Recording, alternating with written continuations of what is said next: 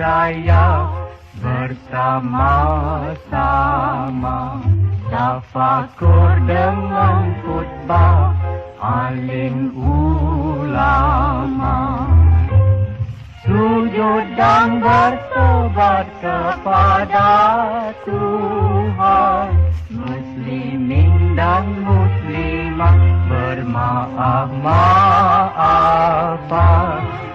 Selamat Hari Raya Aidilfitri, ku tujukan kepada putra dan putri.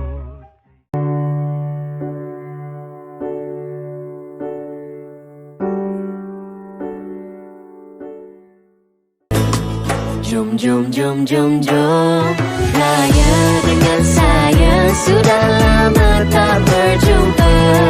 Kampung belah mana? Baju raya awak warna apa? Nyalakan pelita, hari untuk kita bahagia. Raya dengan saya, Syawal kali ini kita berdua. Jomlah beraya.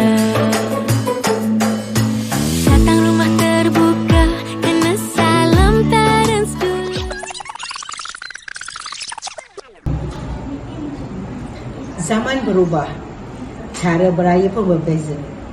Tapi ada satu yang tak pernah berubah.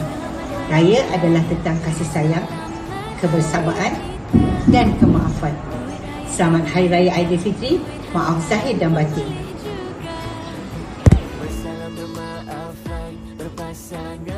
Kami dari warga SK Kampung Kuala Pajam ingin mengucapkan Selamat Hari Raya.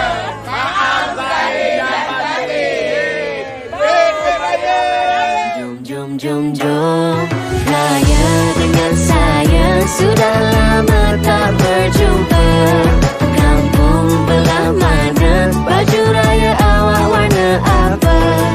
Nyalakan pelita, hari untuk kita bahagia.